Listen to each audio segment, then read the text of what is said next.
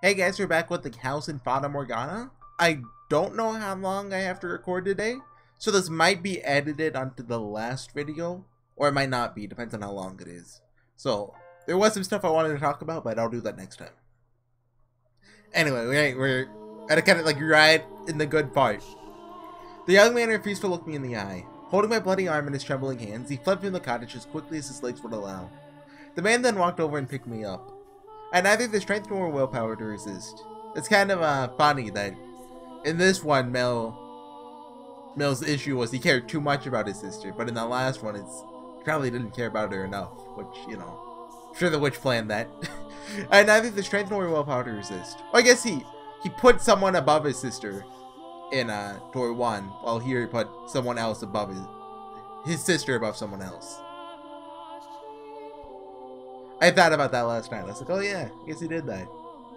Wonder if we'll be able to notice something like that with Yukimasa here too. And I wonder if Yakupo really is the lord that was in earlier. Not sure. Anyway, I had neither the strength nor willpower to resist. Holding me in his arms, he began to speak, telling me things I didn't want to know, things I didn't want to hear, but he didn't care. Nothing personal, just need your blood. Psh, nothing personnel. Without it, she'll lose her church. Don't take it personally. Tell me, is there anyone in the world who wouldn't feel a bit of spite after being put through such torture? How was I supposed to let that slide? No one's that much of a saint. If I just have been betrayed, and I was supposed to turn the other cheek? A man had barged into my home uninvited and cut off my own arm, and I was supposed to smile and take it? Is there anyone anywhere who doesn't feel even the slightest bit of hatred ever? Is there anyone in this world who could just laugh and brush off this level of abuse? Tell me, is there? How could I not hold a grudge? How could I not despise them? How could I possibly forgive them? Tell me, please. Tell me, how could I? She needs the money. I needed some way of getting enough money to keep a church running. So the Lord made me an offer.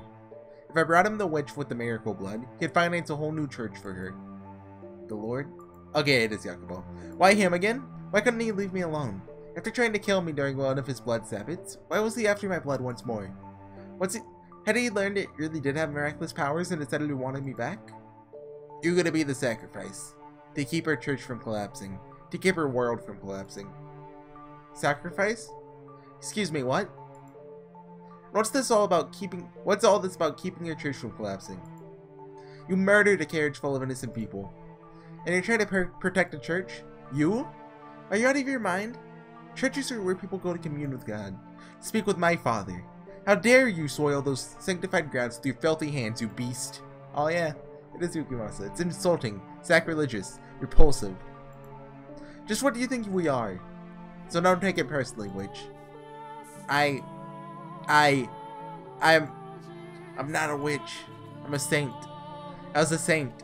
My blood exists to do the Lord's work, not to satisfy the avarice of men. Why is this happening to me? The man brought me back to the city. But instead of taking me to the Lord's Manor, he brought me to a church on the city's outskirts. Though to be honest, it looked more like an estate than a church. The church also served as a hospital, offering free care to less fortunate children, the poor, and the infirm. That was when I learned why he had said they needed money. The owner of the church offered unconditional assistance to anyone who came. Even when food and supplies ran low, they would ration their own in order to keep helping others. As a result, the church was perpetually on the verge of collapse. The church was run by a woman, something exceedingly rare for the time. There were no priests. All management was handled by a single nun, who everyone referred to as the Saintess. I was the saint. Why was this woman, who didn't have the ability to perform miracles, being worshipped like she did? Why did the people in the city idolize her? Why were their smiles all directed at her? Why was I not in her place? The man carried me to the top of the observation tower. It was there that I had my reunion with the Lord. I was to spill my blood for the people of the city, but also for the Lord's profit. He was not offering free aid, but selling it as medicine. He claimed it was a miracle elixir, telling no one that it was actually my blood. It was mixed with a beautiful red wine, and drinking it would cure you of any ailment. If they knew it was actually the blood of a witch, they'd think it unclean. They'd fear it.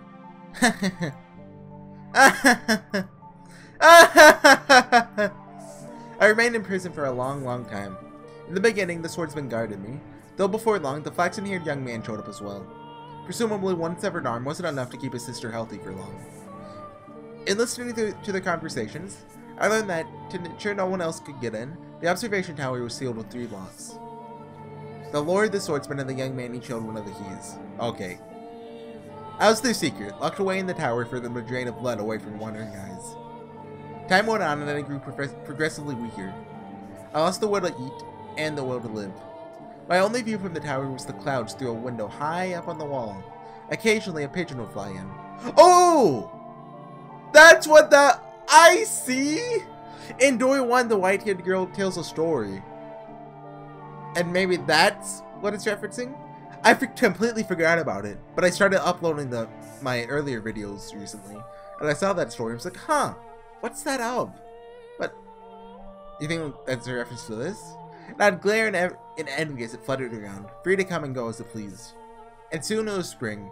Every spring the church held a festival to pray for the coming year's harvest and the people's well-being. I could hear the bustle from far below through the window as everyone rushed to prepare. I heard the flaxen-haired girl's voice, who had regained her health drinking my blood. So do you think she actually was magic? Or special at least? Like, you know, like her blood actually did heal people? I heard her brother's voice, who had betrayed me. I heard the nun's voice, who played the saint to my steed. I heard the barbaric swordsman's voice, who chopped off my arm. And I heard the Lord's voice, the root of all my suffering. I heard people praising the saintess, though I, the true saint, was locked in the tower. I heard people thanking the Lord for his generous donations and miracle medicine, though it had all come from me. Propped up on my own suffering, they cheered and clinked glasses of my bloody wine. Those merry, peaceful, cheerful, spirited sinners' voices resounded in my tower. And at noon on the day of the festival, the church bell tolled. 1, 2, 3, 4, 5, 6, 7, 8, 9, 10, 11, and with the 12th chime, I died. As the bell's last pealing faded into silence, the tower door swung open. Standing on the other side of it were 3 men. They must have wanted to drain a little more for me to use in the feast, but they arrived at the worst possible moment. The flaxen-haired young man was the first to express his consternation. Why, I never wanted her to die. I mean, Mel, kinda did screw up. Well, it's not really Mel, it's Mel's soul. Was she not eating? The Lord gave my corpse a casual glance and said stone-faced, "Seal the tower off. Understood? No one finds out about this." How can you be so calm? Do you understand what you've done? Ha! Pinning the blame on me? How nice it must be to be able to distort reality with panic. The swordsman, who had been silently observing the Lord and the boy conversing, interjected. You're just as guilty as any of us. Not only did they not mourn my death, they argued over whose fault it was. There's no regret, no remorse. The young man muttered absent-mindedly. I never wanted her to die. What did his intentions matter, though? It was his betrayal that had ultimately tethered me to this mansion. But the fact that they didn't grieve my death, and instead squabbled amongst themselves like filthy rats, was the final straw. How could I not despise them? I don't believe I actually had the power to perform miracles when I was alive. It was all faith, the illusion of belief. I was neither a saint nor a witch. The blood wine was only effective because people placed their faith in the other saintess. I was only ever human. But then, in that moment, an actual miracle occurred. My father bestowed upon me his power, or perhaps it was the devil who lent me his strength.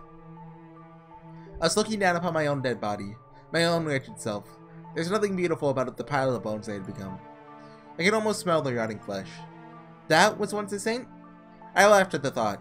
It was absurd, ridiculous, and infuriating. They would pay. Those who had cast me into this hell, who had mocked me, who had done this to me, who had made a witch out of me. Hatred coursed through me, revulsion at everyone on these grounds still smiling. They would know just whose dead shoulders their little party was resting upon. If they wanted so badly to call me a witch, then a witch I would be. I'd kill them, every last one of them. Place a curse on their souls.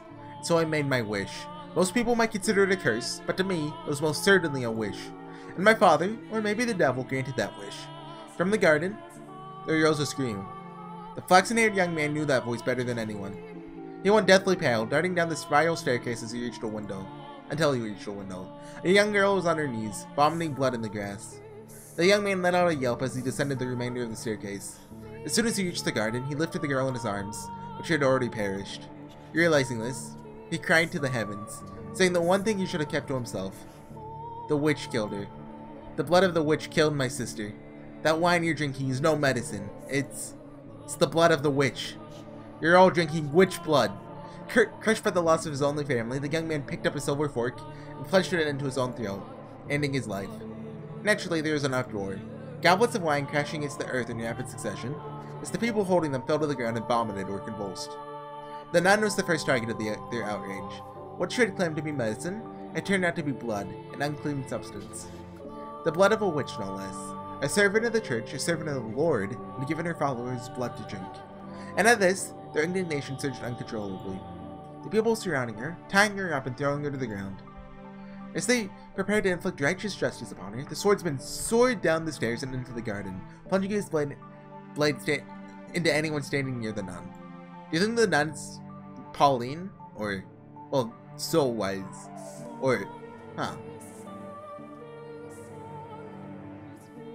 I mean, it could just be some random soul, because the witch said that's not really how souls work or something like that, right? Like, what are the odds they meet twice, you know? The cries of agony ringing through the church grounds were ear-splitting. It was no longer a place of God, but hell on earth. Oh, sorry, heck on earth. Heck built up by the hands of man. Heck paid in red with the blood of their brothers. The people armed themselves with anything they could find and went after the man. As much of a beast as he may have been, he stood little chance against such numbers. It is the fate of a beast to be exterminated by those he terrorizes, and once he was gone, the nun had no one left to protect her. She too was consumed by their frenzy. All that remained was an indistinguishable inferno. Hysteria and despair, madness and outrage, and no outlet for it. It was a revolt that made the slaves' uprising of the Lord's Manor look like a game. Eventually, their rage found a new target, the Lord. It was only natural, for he was the true villain. He was the one who had given money, and the witch's blood, to the church. He was the one who had profited off of it. And above all, people often resented those who stood above them. Particularly in times of unrest. The city resounded with cries for the Lord's head. As he looked down upon it all from the safety of the observation tower, he could do nothing but watch as his domain burned. I can only imagine how painful that must have been. But before long, having seemingly made his peace, he began descending the spiral staircase. He opened the door at the bottom, revealing himself to his people. But before the door had swung all the way open, before he had a chance to say his final words, someone ran a blade through his chest. With that, the raging furor mostly settled down, but it was hardly the end of the destruction. Mere days later, a plague befell the city. Dreadful black spots covered the flesh of the infected. They writhed in pain, screaming and vomiting blood. Ghastly howls echoed throughout the streets, as though the whole city had been possessed. It became a cursed land. In their diseased haze, the people muttered again and again, "We have been cursed by the witch." In less than a week, the entire city was dead. My body was left abandoned at the top of the observation tower. As if to seal the curse away in their final days, the people shuttered all the windows, wrapping the house in darkness. It's possible.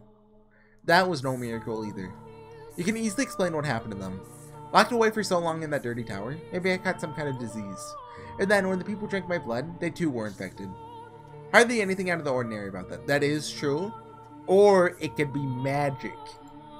The first to die, the girl, had already been ill. Her body merely chose the worst possible time to yield to her ailment. That was all that had happened. Indeed. It was nothing more than a fluke. An improbable stroke of luck. An unbelievably unfortunate accident for the city and those three men, and an indescribably fortunate accident for myself. But I wish to believe it was a miracle, that even if my blood didn't have healing properties, even if I wasn't a saint, my wish, my curse, was what caused that uprising. That was my miracle. Granted to me by God, or the devil. I chose to believe that. And that my miracle took on its true form thereafter. My curse had brought death upon the three men, but for whatever reason, my rancor was far from sated. Hold on, I need to text. Hold on. One moment, please. There. Anyway, they had died. So what?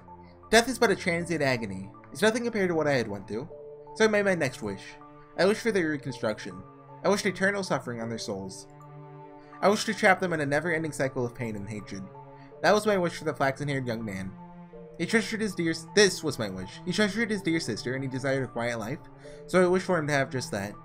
And I wish for his dearly beloved sister to love him more than anything in the world. For his world to be destroyed, but by love gone too far. This was my wish for the beast-like man. He was conscious of his tendency for violence, and he yearned to be more human, so that his inner beast toned up just a little. I saw to it that he would never be human, so he could never have the peace he so desired. My wish for the Lord was more straightforward. He seemed to have great affection for wealth and authority, so I ensured that those were the only things he could ever have. Who needs love or friendship when he could be drowning in power? Once he had lost everything, his solitude would be his only companion. Wishes can come true. As long as you always hold fast, never stop wishing, never surrender. That can come true. Eternal suffering on all their souls. An endless cycle of reconstruction and unavoidable tragedy. Tell me, my dear, do you sympathize with me? Will you curse them with me? Will you take my hand and revile them with me?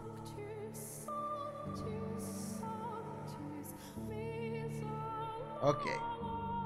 The only thing I didn't really like about that was Mel got, I think that was fine, and Yukimasu was fine, but I think Jacopo didn't really, he is just, you know, classic 2D, money villain, kind of. Well, in Door 3, Jacopo was, dare I say, likable, despite, you know, not being remotely a good person. Kind of in a similar vein to Yukimasu, but not quite. Like, I'd call Yukimasu a bad person trying to be good, and then I'd call Jacopo a good person who is bad a lot. I mean, it doesn't really work out, but something like that. This time, when my body crashes into the tower stairs, I'm unable to make a noise. The obstruction is less mental and more physical. Like, in that bit, you know, we saw Yukimasu cared about the nun at the church, which is why he did that. But the Lord just did it for, you know, praise and status, really. Well, status and money. Which, you know, like, that's not an unrealistic thing. Like, rather, that's pretty common. But, I don't know. And more physical. Excruciating pain. Yeah. So intense I can't even eke out a scream. Ek? Is it ek or eek? Ek. Eke? Out a scream. My vision is distorted. My mind thick with fog. I feel like I'll fall into a bottomless pit if I loosen my grip on my consciousness even slightly. Through the haze, I see my own severed left arm. Reflected in a pool of blood, I see my face. Large chunks of flesh peeled off. Look at you, trying to curl up those stairs like a worm. How pathetic. It's like I'm looking at my old self. I can barely form a coherent thought. I can't lament their inhumane fate. Can't mourn for her.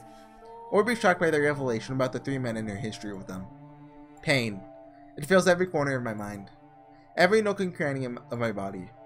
You figured it out by now, haven't you, my dear? You'll never make it to me. It's not possible. But it's not your fault. It's not because you're weak. There's simply no one who can bear this pain. You're allowed to give up, to rest. There's nothing wrong with that. The pain, the crushing weight, it's miserable, isn't it? But all you have to do is turn back, and it'll all go away. Ah! The witch whispers her sweet temptations. You put in a fine effort. There's no shame at all in throwing in the towel. Her voice is soft, gentle, pleasant. Shireen. I think I said that. I don't think I said that right. Concede defeat.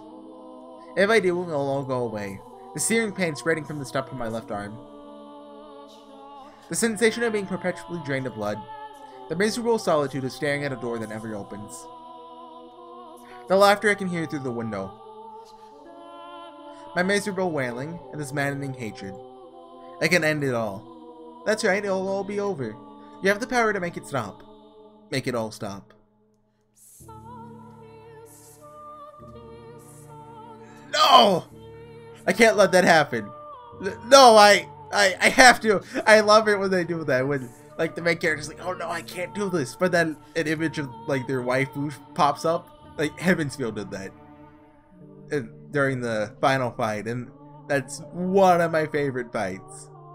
Hoping it gets animated well. Anyway. No, I have to. Get her back. At my side. I'll do anything. to take her back. Even if it means I end up 1,000 tiny scraps of meat. Oh, is that an Umineko reference? I will not give up on her for any reason. You won't, will you? Oh, such beautiful resolve. Willing to sacrifice yourself to save the girl. Like a hero of legend. Or maybe a fairy tale prince? No.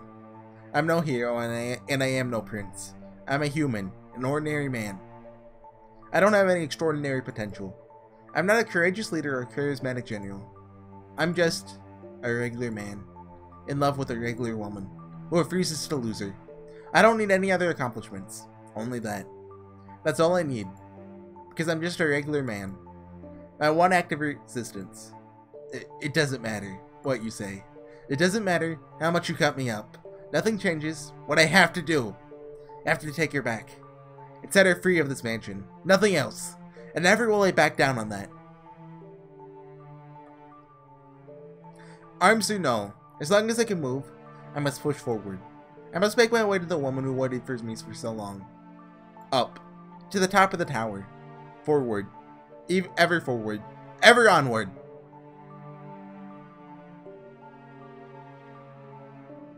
He made it. Dragging my bloody body, paying the pain no mind, I once more arrived at the top of the observation tower.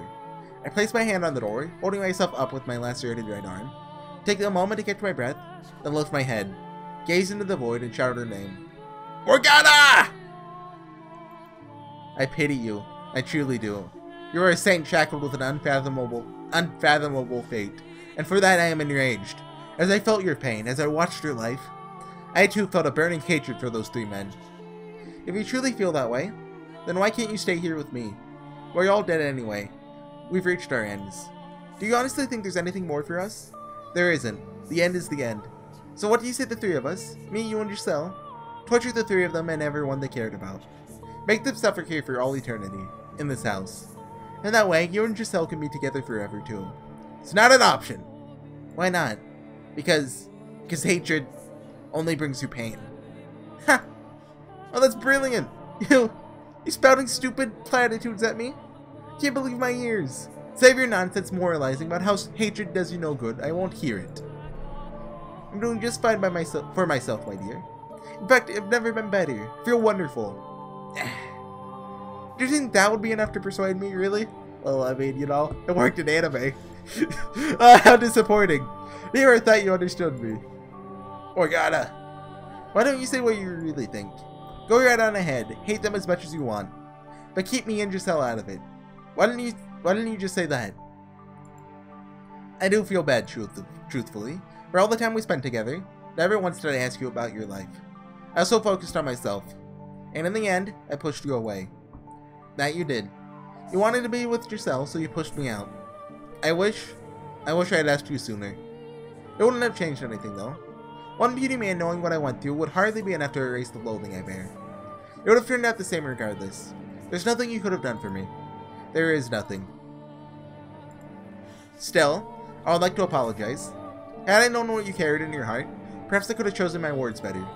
Instead of rejecting you, could have chosen some other response. I cannot remain in this house, nor can I allow her to stay either. So I would like to apologize for both my past actions and my present. Well, in that case, open the door, Michel. I take another moment to catch my breath, and then I gather my strength into the hand on the door. Blood seeps from my fingertips, slowly trickling down the rough surface. It reminds me of my death. I'm coming for you. I push open the door, praying that it will be the last. That beyond it lies light for Giselle. And if possible, that I might cast a bit of light on Morgana's heart as well.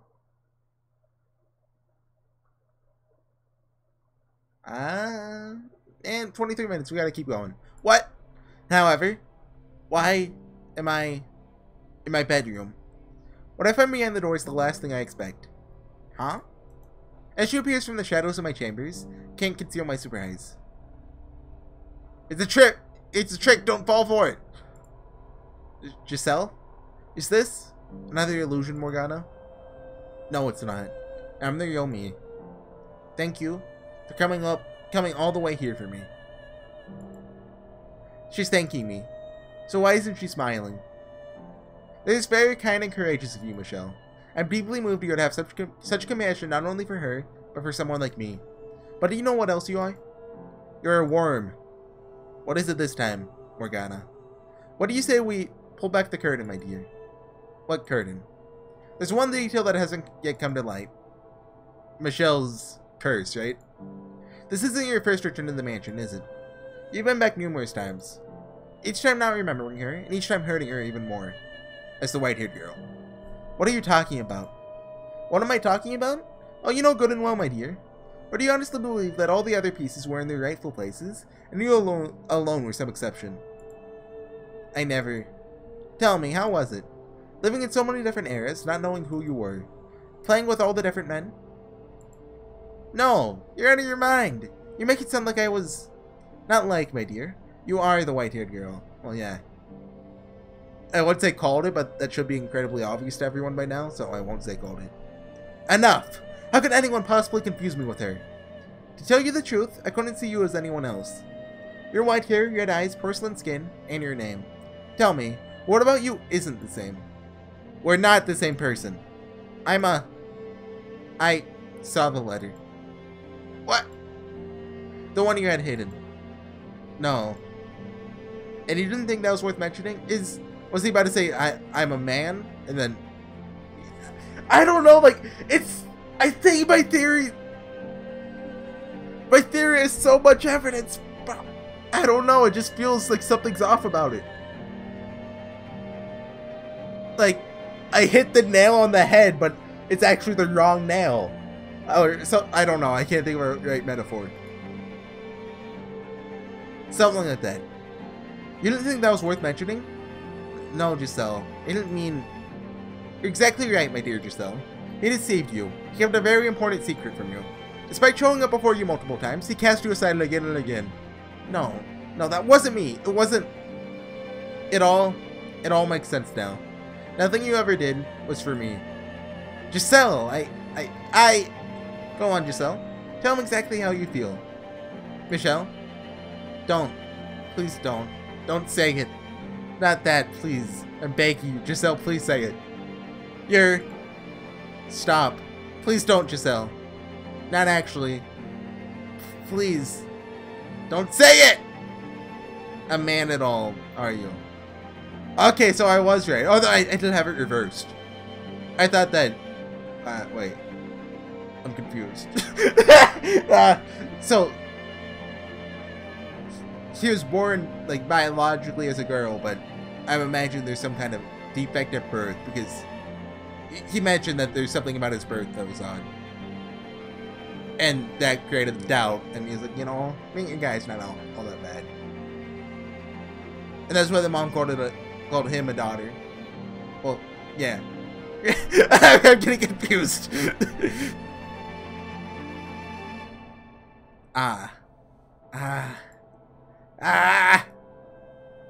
You're just... What? Whoa, this isn't the real Giselle. You're disgusting.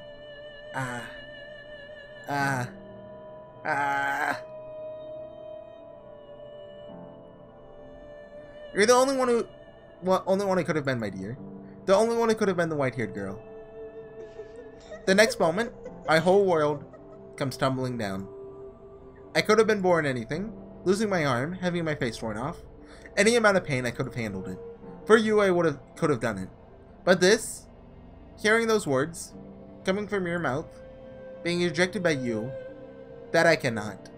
Those words, they bury me alive. And you're the one person I never wanted to hear them from.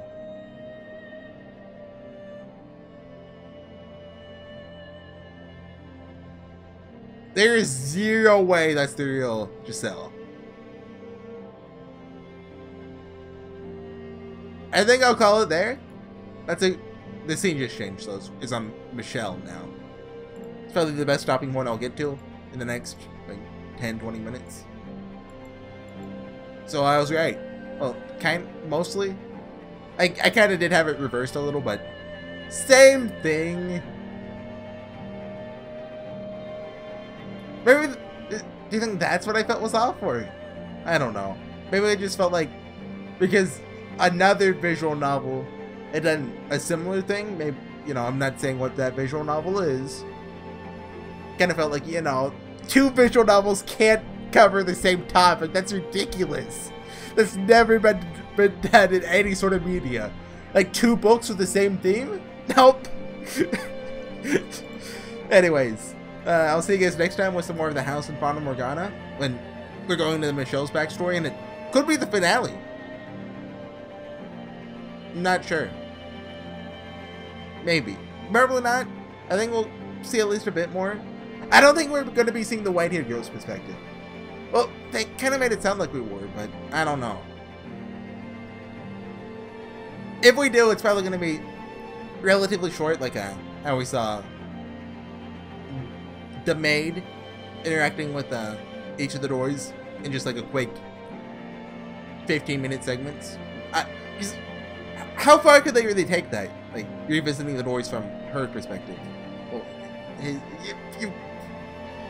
you get what I mean. Anyways, I'll see you guys next time. Bye.